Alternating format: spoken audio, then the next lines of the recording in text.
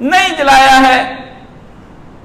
تو ایسے میں جو حسین نے تبتل شرعی دیکھا ہے، جس کو مشروع تبتل کہتے ہیں، حسین نے وہی تبتل اختیار کیا جو اس کے نانا نے اختیار کیا، اور جس کا حکم اس کے نانا کو اور اس کے نبی کو دیا گیا تھا صلی اللہ علیہ وآلہ وسلم۔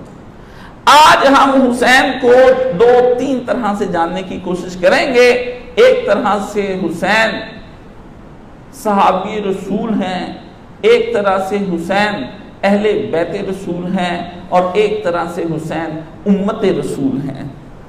ایک حسین میں اتنی چیزیں اکٹھی جب ہو جاتی ہیں تو پھر وہ اتنے ہی ذمہ دار بن جاتے ہیں، زیادہ جتنے کہ ان عہدوں کے تقاضے ہیں۔ اہل بیت رسول کا عہدہ بھی وہ نبھائیں گے۔ دوش پیغمبر پر چڑھنا آسان ہے، اس کی قیمت ادا کرنا بہت مشکل ہے۔ ایک بات ذہن میں رکھ لو، جتنا زیادہ آدمی بلند فضائل کا ہوگا اتنی ہی ذمہ داری اس کی زیادہ بڑھتی جائے گی۔ جس نے رسول کو زیادہ دیکھا ہے اس کی زیادہ ذمہ داری بنتی چلی جائے گی۔ جو رسول کے ساتھ قربت میں رہا ہے اگر فضیلت میں زیادہ ہے تو ذمہ داری میں بھی زیادہ ہوتا چلا جائے گا۔ یہ دنیا کا اصول ہے کہ جیسے جیسے عہدہ بڑھتا جائے گا، آپ وزیر اعلیٰ کا عہدہ دیکھیں، وزیر اعظم کا عہدہ دیکھیں، آپ پولیس کے اندر دیکھیں، ججوں کے اندر عہدے دیکھیں، جیسے جیسے آدمی کا عہدہ بڑھتا جاتا ہے، گھر کے سربراہ کا عہدہ بڑھتا جاتا ہے، اتنا ہی صبر کا دامن، اتنی ہی ذمہ داری کے تمام فرائض سے سبکدوش ہونا اس کے لیے لازم ہو جاتا ہے۔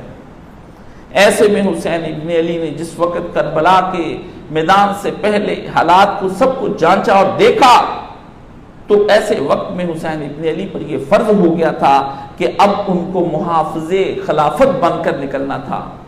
اب حسین ابن علی کی پہچان محافظ خلافت کے طور پر دیکھیے۔ خلافت ایک نظام ہے جس کو پیغمبر گرامی صلی اللہ علیہ وآلہ وسلم رائج کر گئے ہیں، اور آپ کو جیسے نماز صلاۃ ایک پوری کی پوری اصطلاح ہے کہ جب لفظ صلاۃ بولا جاتا ہے تو اس کے اندر قیام بھی ہوتا ہے، رکوع بھی ہوتا ہے، سجود بھی ہوتا ہے، تشہد بھی ہوتا ہے۔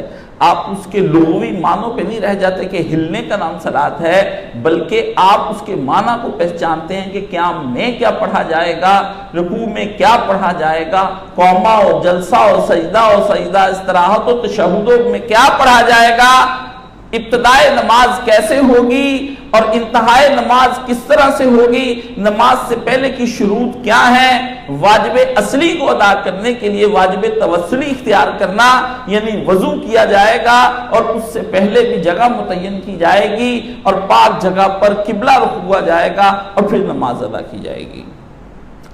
ایسے میں یہ ایک پورا سسٹم ہے۔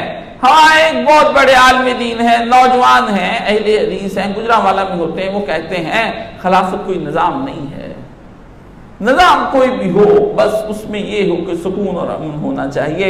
وہ جو کہتے ہیں کہ ہر بات پہ ہم رسول کے پیچھے ہیں اور ہم اہل حدیث ہیں، بڑے دبنگ نام سے وہ تقریریں فرماتے ہیں۔ ہم ان سے یہ گزارش کرتے ہیں کہ آپ اس وقت پھنسے ہوئے ہیں دو گروہوں کے درمیان میں، آپ حسینی بھی رہنا چاہتے ہیں اور دوسروں کو بھی برا نہیں کہنا چاہتے ہیں، دورنگی چھوڑ، یک رنگ ہو جا، سراسر موم ہو یا پھر سنگ ہو جا۔ آپ دورنگی کیوں نہیں چھوڑتے ہیں؟ آپ پھنس چکے ہیں۔ یا حسین ابن علی کو محافظ خلافت کہیے یا پھر دوسرے گروہ کی جانب ہو جائیے جو دوسرے گروہ کو بھی مانتا ہے۔